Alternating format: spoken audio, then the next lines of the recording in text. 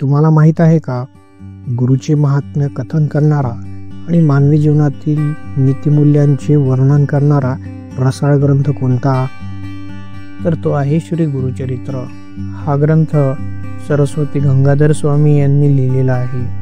तसेच यात 53 अध्याय असून ओवीबद्ध केलेला आहे.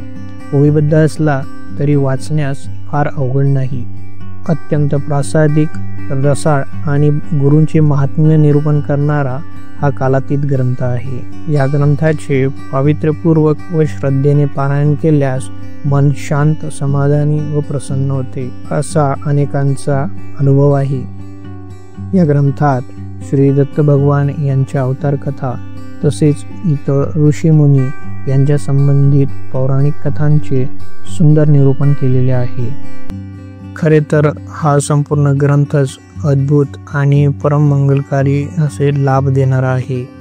स्क्रीनवर दाखविल्याप्रमाणे वेगवेगळ्या अध्यायांची वेगवेगळी फलश्रुती सांगण्यात येते. त्यामुळे काही उपासक विशिष्ट मनोकामना पूर्तीच्या हेतूने प्रेरित होऊन काही निवडक अध्यायांचे पारायण करतात. त्यामुळे गुरुचरित्र या ग्रंथाचे पारायण श्रद्धेने केल्यास आपल्या मनोकामना पूर्ण होतात, अशी जनमानसात भावना आहे. या ग्रंथाचे पारायण खास करून श्रावण मासात करण्याचा प्रघात आहे. मात्र आपण वर्षातील इतर दिवशीही याचे पारायण करू शकता. कोणताही चांगला दिवस पाहून या ग्रंथाचे पारायण सुरू करता येते. संपूर्ण ग्रंथाच्या पारायणपूर्ती करता दररोज ठराविक ओव्यांचे वाचन करणे गरजेचे आहे. तसेच 1 दिवस, 3 दिवस, 1 सप्ताह किंवा 1 महिन्याचे पारायण देखील करता येते. विशिष्ट हेतू पूर्तीसाठी ग्रंथाचे पारायण करावयाचे असल्यास तसा संकल्प ग्रंथाचे पारायण सुरू करण्यापूर्वीच सोडावा. पारायण सुरू असताना काही नियमांचे पालन करणे आवश्यक आहे, जेणेकरून पारायण हे निर्विघ्नपणे पार पडेल. पारायण करतेवेळी जी जागा ठरवलेली आहे ती जागा शेवटपर्यंत तशीच ठेवावी व त्या जागेवरच पारायण करावे.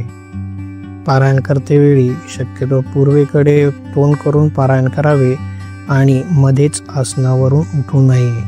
पारायण काळात अत्यंत सात्विक भोजन ग्रहण करावे, तसेच ब्रह्मचर्याचे पालन करावे आणि पारायण सांगतेच्या दिवशी गुरुभक्तांमध्ये प्रसादाचे योग्य वाटप करावे. अशा रीतीने श्री गुरुचरित्र या ग्रंथाचे श्रद्धेने पारायण केल्यास सुख, शांती, समाधान लाभते, असा अनुभव अनेक भक्तांना आलेला आहे. हा ग्रंथ प्राप्त करण्याकरता आपण डिस्क्रिप्शन बॉक्समध्ये दिलेल्या लिंकचा वापर करू शकता किंवा स्क्रीनवर दाखवलेला QR कोडही स्कॅन करू शकता.